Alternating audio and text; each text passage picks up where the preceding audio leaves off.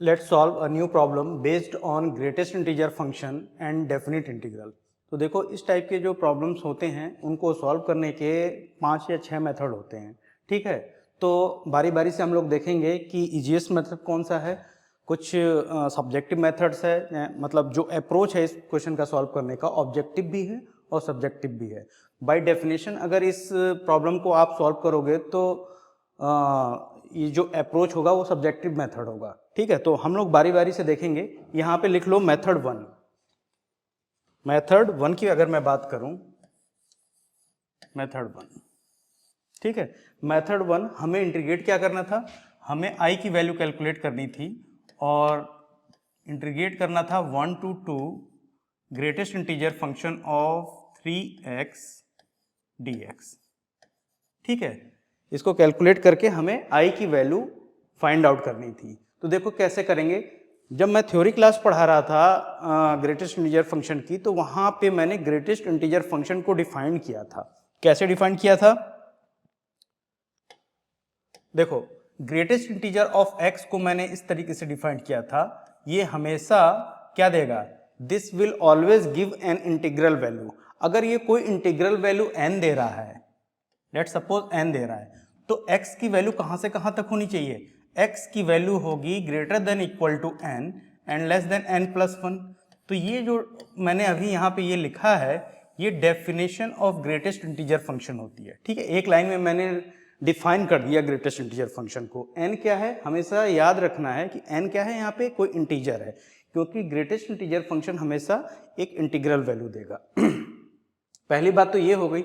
दूसरी बात मैं यहाँ बताना चाहता हूँ कि अगर कोई फंक्शन डिसकंटिन्यूअस है, अगर कोई फंक्शन डिसकंटिन्यूअस है तो उसको इंटीग्रेट किया जा सकता है। बस कंडीशन ये होनी चाहिए कि जो डिसकंटिन्यूटी है वो काउंटेबल होनी चाहिए।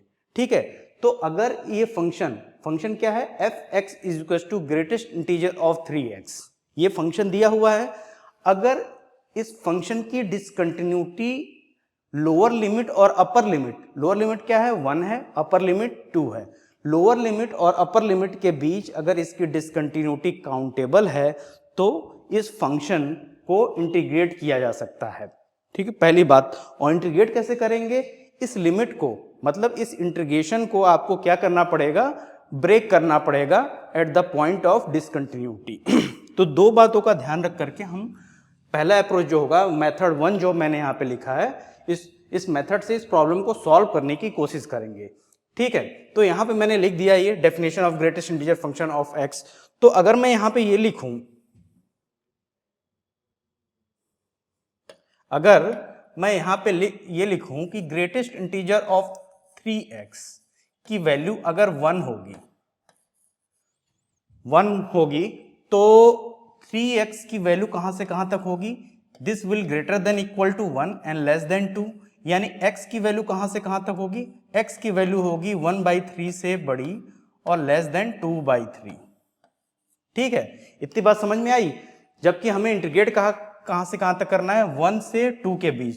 तो इस लिमिट को हम लोग डिस्कार्ड कर देंगे, क्योंकि लिमिट क्या है, x की वैल्यू कहां से कहां तक वेरी कर रही है, 1/2 से 2/3 तक। ठीक है, ग्रेटेस्ट इंटीजर ऑफ 3x की वैल्यू 2 कब होगी, जब 3x की वैल्यू ग्रेटर देन 2 होगी एंड लेस देन 3 होगी।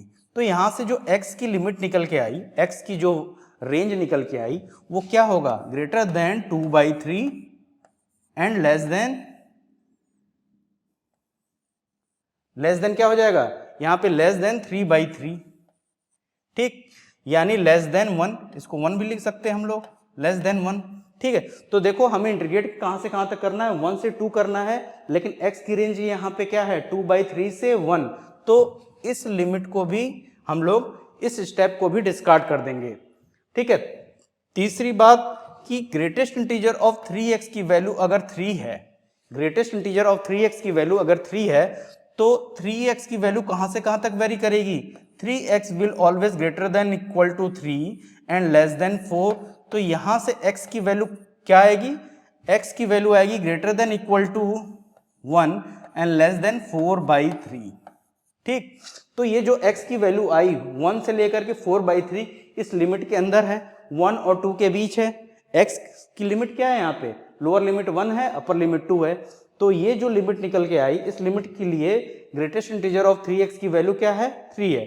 ठीक है, तो इस लिमिट को हम लोग लेंगे और ग्रेटेस्ट इंटीजर ऑफ 3x की वैल्यू, 3x की वैल्यू ये 4 कब होगी, जब 3x की value greater than equal to 4 and less than क्या होगी, 5 होगी। यानी जब x की वैल्यू 4/3 से बड़ी होगी और बराबर होगी एंड लेस देन 5/3।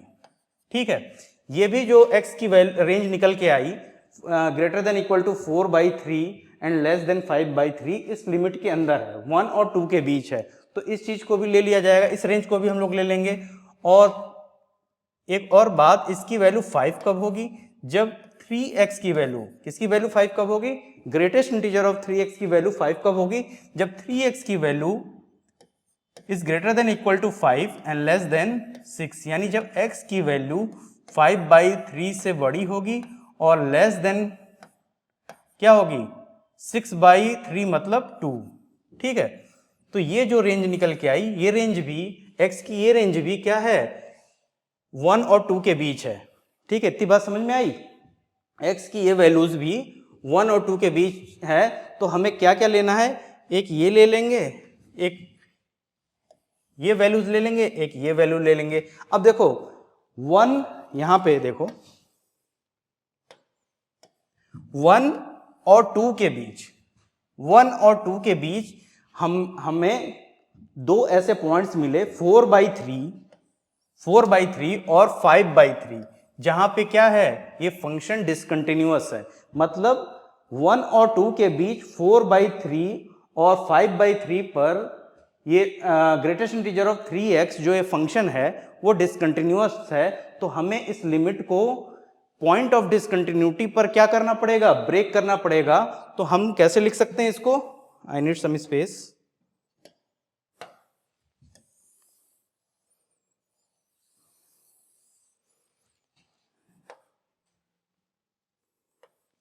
तो मैं इसको कैसे लिख सकता हूं, i is equal to 1 to 2 पे greatest integer of 3x dx को मैं कैसे लिखूंगा, इसको मैं लिख लूंगा 1 to 4/3, 4/3 greatest integer of 3x की वैल्यू 1 to 4/3 क्या है, 3 है। ठीक, फिर 4/3 to 5/3, ये 5/3 भी क्या है, पॉइंट ऑफ डिसकंटिन्यूटी है। तो 4/3 से लेके 5/3 के बीच जो ग्रेटेस्ट इंटीजर ऑफ 3x की वैल्यू क्या है, वो क्या है, 4 है। तो यहां पे मैंने 4 लिख दिया, dx प्लस लिखूंगा मैं 5/3 टू 2, 5/3 से लेकर के 2 के बीच ग्रेटेस्ट इंटीजर ऑफ 3x की वैल्यू क्या है, इस रेंज की बात कर रहा हूं मैं, 5 है। तो यहाँ पे 5 लिख दिया मैंने और dx। ठीक, अब इसको सॉल्व कर लो, you will get the answer. कैसे सॉल्व करोगे, देखो 3 को बाहर ले लो तो यहाँ क्या बचेगा, x बचेगा। इसको इंटीग्रेट करोगे, किसी भी कांस्टेंट को इंटीग्रेट करोगे तो क्या आएगा, x, और 1 to 4/3 प्लस 4 को बाहर ले लो, इसको इंटीग्रेट करोगे तो x 4/3 to 5/3 प्लस 5, इसको इंटीग्रेट करोगे 5/3 to 2। ठीक है, अब हमें इसको सॉल्व करना है। देखो मैं, ठीक, तो इसको सॉल्व करके मैं इसको ऐसे लिख सकता हूं, कैसे लिख सकता हूं, ये जो हो जाएगा 3 इंटू क्या हो जाएगा, 4/3, 4/3 minus 1 plus 4 into 5/3 minus 4/3, 5/3 minus 4/3, ठीक है, प्लस 5 इंटू 2 माइनस 5/3। तो यहां से जो वैल्यूज आएंगी वो क्या आ जाएंगी, इस साइड लिख रहा हूं मैं, ये क्या हो जाएगा 3/3 प्लस ये क्या हो जाएगा 4 इंटू 4/3 प्लस ये क्या हो जाएगा 5/3, 5/3। ठीक, तो इसको मैं अगर सॉल्व करूंगा तो ये क्या आ जाएगा 12/3 और ये आंसर क्या हो जाएगा 4। ठीक है, तो i की वैल्यू इसको सॉल्व करोगे तो आंसर क्या आ जाएगा 4 आ जाएगा i की वैल्यू। तो ये तो मेथड नंबर 1 हो गया। मेथड नंबर 2 देखो हम लोग मेथड नंबर 2 से कैसे करेंगे, जैसे यहां पे लिख लो मेथड नंबर 2, ये नोट डाउन कर लो, सभी लोग नोट डाउन कर लें। मेथड नंबर 2, तो यहां पे हमें क्या करना है, i की वैल्यू कैलकुलेट करनी है और i की वैल्यू क्या है 1 to greatest integer of 3x dx। ठीक है, अब देखो फंक्शन fx को मैं मान लेता हूं, fx की वैल्यू मैं मान लेता हूं, ये इसको मान लिया मैंने 3x। ठीक है, fx को 3x मान लेता हूं तो f1 की वैल्यू कैलकुलेट कर लेता हूं। f1 की वैल्यू मतलब लोअर लिमिट पर फंक्शन fx की वैल्यू कैलकुलेट कर लेता हूं, तो ये क्या आ जाएगा 3 × 1 = 3 और अपर लिमिट पर यानी 2 पर फंक्शन की वैल्यू कैलकुलेट कर लेता हूं, यानी f2 की वैल्यू क्या आ जाएगी 3 × 2 = 6। ठीक, मतलब क्या हुआ कि जब x की वैल्यू 1 से 2 के बीच वेरी कर रही है तो fx की वैल्यू कहां से कहां तक वेरी कर रही है, fx की वैल्यू वेरी कर रही है 3 to 6। ठीक है, इतनी बात समझ में आई। अब 3 to 6 के बीच कितने इंटीजर हैं, 3 to 6 के बीच यहां नोट डाउन करो, 3 to 6 के बीच एक इंटीजर 4 है, एक इंटीजर 5 आएगा। ठीक है, दो इंटीजर आएंगे, सॉरी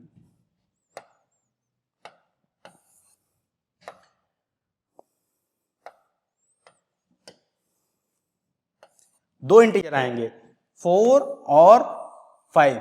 तो क्या हम 4 और 5 पर जब fx की वैल्यू 4 है और जब fx की वैल्यू 5 है तो इन पॉइंट्स पे x की वैल्यू कैलकुलेट कर सकते हैं? हाँ, हम कैलकुलेट कर सकते हैं। कैसे कैलकुलेट करेंगे, जब fx की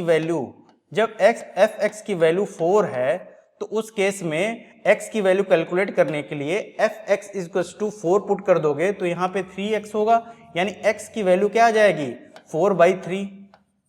जब fx की वैल्यू 5 है तो x की वैल्यू क्या आ जाएगी, x की वैल्यू आ जाएगी 5/3। तो इसका मतलब क्या हुआ कि जब fx की वैल्यू क्या है, जब fx की वैल्यू 3, 4, 5 एंड 6 है तो x की वैल्यू क्या क्या है, x की वैल्यू यहां पे 1 है और ये 4/3 है, 5/3 है एंड 2 है। ठीक है, ये x की वैल्यूज है, ये कौन सी वैल्यूज हैं, x की वैल्यू। तो हमें ये क्या मिल गए यहां पे, ये जो दो पॉइंट मिले हैं पॉइंट ऑफ डिसकंटिन्यूटी इसको कहेंगे। ये जो पॉइंट्स मिले हैं पॉइंट ऑफ डिसकंटिन्यूटी हैं। ठीक है, 4/3 और 5/3। तो देखो कैसे कैलकुलेट करोगे, इस इंटीग्रेशन को हम लोग लिख सकते हैं, पॉइंट ऑफ डिसकंटिन्यूटी पे ब्रेक करना है तो कैसे करोगे, 1 to 4/3 और कौन सी वैल्यू लेंगे, 1 to 4/3 के बीच फंक्शन fx की वैल्यू क्या है 1 से 3 है, यानी 1 और 4 के बीच ये कांस्टेंट वैल्यू रहेगी। ठीक है, 1 और 4 के बीच fx की वैल्यू क्या है 3 है और 3 से 4 हो रही है, लेकिन हमें इंटीग्रेट क्या करना है, हमें greatest integer function of fx integrate करना है। तो 1 और 3 के बीच जैसे जैसे fx की वैल्यू 1 और 4 के बीच वेरी करेगी, उसका ग्रेटेस्ट इंटीजर लोगे तो इसकी वैल्यू एक फिक्स इंटीजर आएगी 3 आएगी। तो 1 से 4/3 के बीच इसको हम लिख लेंगे 3 dx प्लस 4/3 से 4/3 to 5/3, 4/3 to 5/3। ठीक है, इतनी बात समझ में आई। 4/3 to 5/3 के बीच जो फंक्शन fx की वैल्यू वेरी कर रही है 4 to 5 वेरी कर रही है, लेकिन fx का अगर ग्रेटेस्ट इंटीजर लोगे, इंटीग्रेट किसको कर रहे हैं, fx की ग्रेटेस्ट इंटीजर को, fx क्या है 3x है, 3x है, इसके ग्रेटेस्ट इंटीजर को इंटीग्रेट कर रहे हैं। तो fx की वैल्यू अगर 4 से 5 वेरी कर रही है तो ग्रेटेस्ट इंटीजर ऑफ fx की वैल्यू क्या होगी, ये कांस्टेंट 4 होगी। तो 4 और 5 के बीच हमें ग्रेटेस्ट इंटीजर ऑफ 3x की वैल्यू क्या लिखनी पड़ेगी, 4 लिखनी पड़ेगी, dx plus 4/3 to 2, 4/3 to 2, sorry ये 5/3 टू 2 होगा, 5/3 टू 5/3 है ये 5/3 टू 2। जब हम लोग x को वेरी कर रहे हैं तो fx की वैल्यू कहां से कहां तक वेरी कर रही है, 5 to 6, और इसका ग्रेटेस्ट इंटीजर लोगे तो एक कांस्टेंट वैल्यू मिलेगी, 5 मिलेगी। ठीक है, तो यहाँ पे हम लोगों ने 5 लिख दिया और dx, इसको सॉल्व करोगे तो ये वैल्यू क्या आ जाएगी, ये वैल्यू आ जाएगी 3 into 4/3 minus 1 plus 4 into 5/3 minus 4/3 plus 5 into 2 minus 5/3। तो इसको अगर सॉल्व करोगे तो ये क्या आ जाएगा, 3/3 प्लस 4/3 प्लस 5/3। ठीक है, इसको सॉल्व करोगे तो ये क्या आ जाएगा 12/3 और इसकी वैल्यू क्या हो जाएगी 4। ठीक है, तो इस तरीके से ये मेथड नंबर 2 है, इसको सॉल्व कर सकते हैं। एक और मेथड है, मेथड नंबर 3 मैं करूंगा, यहां पे लिखूंगा मेथड नंबर 3। ठीक है, नोट डाउन कर लो। हमें इंटीग्रेट किसको करना है, हमें इंटीग्रेट करना है, हमें इंटीग्रेट किसको करना है, हमें i की वैल्यू कैलकुलेट करनी है, और i क्या है 1 to 2 greatest integer of 3x dx। इतनी बात समझ में आई, greatest integer of 3x dx। ठीक है, मेथड नंबर 3। तो देखो इसको हम लोग कैसे सॉल्व करेंगे, तो यहाँ पे देखो हमने जब मैं ग्रेटेस्ट इंटीजर फंक्शन पढ़ा रहा था वहाँ पे मैंने आपको बताया था कि एक्चुअली में ये ग्राफिकल अप्रोच है। ठीक है, ग्राफिकल अप्रोच से हम लोग देखेंगे कि इस प्रॉब्लम को कैसे सॉल्व करेंगे। वहाँ पे मैंने आपको बताया था कि ग्रेटेस्ट इंटीजर ऑफ x के ग्राफ को कैसे ड्रॉ करते हैं। तो यहाँ पे अगर मैं दोबारा से उसको इसके ग्राफ को ड्रॉ करने की कोशिश करूँ तो कैसे ड्रॉ कर पाऊंगा, देखो ये x एक्सिस है, ये y एक्सिस है। ठीक है, ये ओरिजिन है, जहां पे x एक्सिस और y एक्सिस एक दूसरे को इंटरसेक्ट करते हैं उस पॉइंट ऑफ इंटरसेक्शन को ओरिजिन कहा जाता है, किसमें, कार्टेशियन कोऑर्डिनेट प्लेन में। ठीक है, इतनी बात समझ में आई आपको। अब मैं यहाँ पे इसके ग्राफ को ड्रॉ करूंगा तो इंटीजर्स को प्लॉट करूंगा सबसे पहले, 1 2 3 4 5 6। सिमिलरली मैंने क्या किया है 1 2 3 4 5। ठीक है, मैं इधर प्लॉट नहीं करूंगा क्योंकि मुझे इंटीग्रेट 1 to 2 करना है। ठीक है, किसको करना है, ग्रेटेस्ट इंटीजर ऑफ 3x को करना है। अब देखो मैं सबसे पहले मैं ग्राफ किसको का ड्रॉ कर रहा हूं, मैं ग्राफ ड्रॉ कर रहा हूं y is equal to greatest integer of x का। सबसे पहले मैं y is equal to greatest integer of x का ग्राफ ड्रॉ कर लेता हूं। तो यहां पे देखो 0 और 1 के बीच इसकी वैल्यू 0 होती है। ठीक है, ओपन सर्किल होता है 1 पे, 1 और 2 पे इसकी वैल्यू क्या होती है 1 होती है, 2 पे ओपन सर्किल, 2 और 3 पे इसकी वैल्यू क्या होती है 2 होती है, 3 पे ओपन सर्किल, 3 और 4 पे इसकी वैल्यू क्या होती है 3 होती है, 4 पे ओपन सर्किल, 4 और 5 पे इसकी वैल्यू क्या होती है 4 होती है, एंड 5 पे ओपन सर्किल, 5 और 6 पे इसकी वैल्यू क्या होती है 5 होती है, और 6 पे ओपन सर्किल। ठीक है, ये ग्राफ मैंने प्लॉट कर लिया।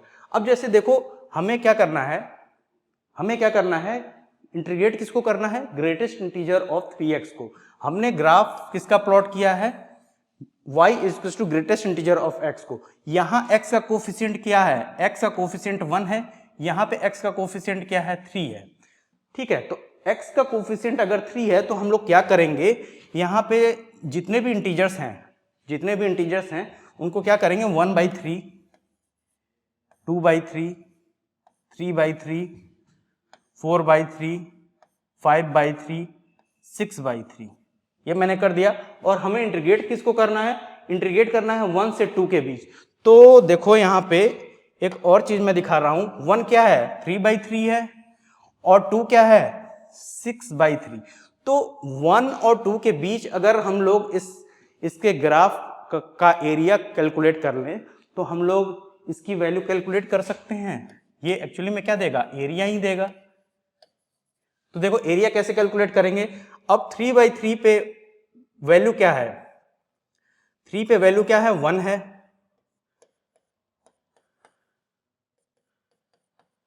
4/3 पे वैल्यू क्या है इसकी 4 है, 5/3 पे वैल्यू क्या है 5 है।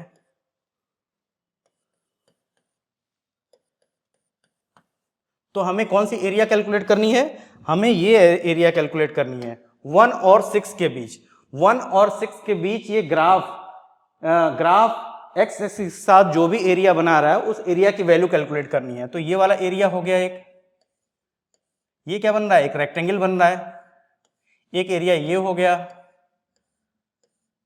ये भी एक रेक्टेंगल है, ये इस रेक्टेंगल का एरिया।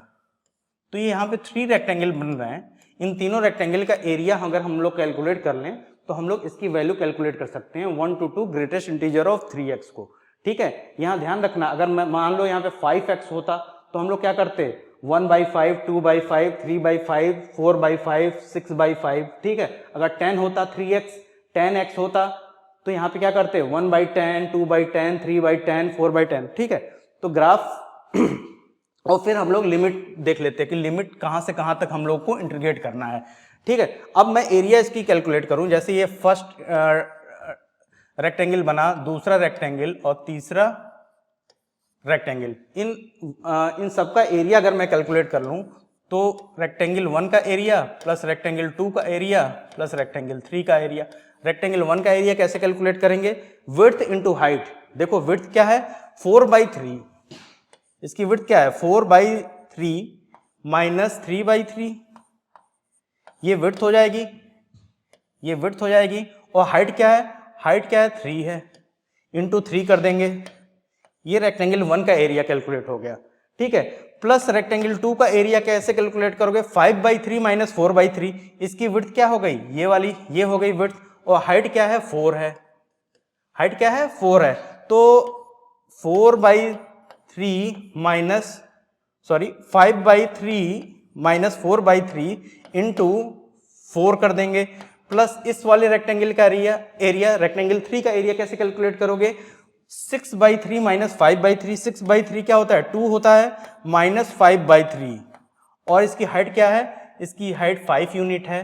ठीक है, रेक्टेंगल की एरिया क्या होती है हाइट इंटू विड्थ ही होती है। ठीक, इंटू क्या कर देंगे यहाँ पे 5 कर देंगे। तो इसको अगर कैलकुलेट करोगे तो इसको कैलकुलेट करोगे तो ये क्या आ जाएगा 3/3 प्लस क्या हो जाएगा 4/3 प्लस 5/3, और ये यहां से क्या हो जाएगा 12/3, यानी इसकी वैल्यू क्या हो जाएगी 4।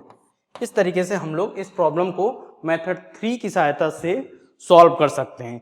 एक मेथड 4 है, मेथड 4 भी लिख लो यहाँ पे, देख लो मेथड 4 क्या होता है। मेथड 4 से कैसे कैलकुलेट करेंगे M4 लिखो यहाँ पे। ठीक, हमें क्या करना है I की वैल्यू कैलकुलेट करनी है। I क्या है, I क्या है, I की वैल्यू हमें कैलकुलेट करनी है। I की वैल्यू है I की वैल्यू क्या है, I की वैल्यू है 1 to 2 greatest integer of 3x dx।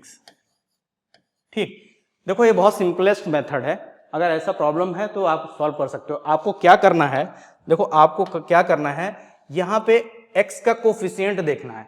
x के कोफिशिएंट को लोअर लिमिट और अपर लिमिट में क्या करो मल्टीप्लाई कर दो। मतलब 1 में मैंने 3 मल्टीप्लाई कर दिया, x कोफिशिएंट क्या है 3 है यहाँ पे, और अपर लिमिट में भी मैंने 3 से मल्टीप्लाई कर दिया। अब जो कोफिशिएंट है उसको क्या लिख दो 1/3। ठीक, अब इसकी वैल्यू कैलकुलेट कर लो। हमें वैल्यू किसकी कैलकुलेट करनी है 1/3 to 3 to 6 3x dx। ठीक, अब हमें इससे कोई मतलब नहीं है, हमें इससे कोई मतलब नहीं है, इसको भूल जाओ। और ये देखो 3 और 6 के बीच कितने इंटीजर्स हैं, 3 और 6 के बीच एक इंटीजर 3 है, 3 को भी काउंट करना है। ठीक है, 3 है, 4 है, 5 है एंड 6 है, इंक्लूडिंग 3 और 4। ठीक है, तो 6 से अपर लिमिट से पहले वाले जितने भी इंटीजर्स हैं उनको ऐड कर दो। तो मैंने यहाँ पे 3 + 4 + 5 ऐड कर दिया, और इसके आगे क्या था, इसके आगे 1/3 था, 1/3 कर दिया, तो यहाँ पे क्या हो जाएगा 12/3, और ये क्या हो जाएगा 4। ये बहुत ही शॉर्टेस्ट मेथड है, एक शॉर्ट ट्रिक है। इस तरीके से आप इस मेथड 4 से इस प्रॉब्लम को सॉल्व कर सकते हैं। ठीक है, मेथड 5 देखते हैं। मेथड 5 यहां पे लिखो, मेथड 5। अच्छा, ये मेथड 5 और मेथड 6 दो मेथड और हैं और बहुत यूनिक मेथड है इस प्रॉब्लम को सॉल्व करने का। ठीक है, आप करके बताना, आप लोग करना और कमेंट बॉक्स में कमेंट करना, रिप्लाई करना। ठीक है, कमेंट बॉक्स में कमेंट करके मेथड 5 और मेथड 6 आपको बताना है। ठीक है।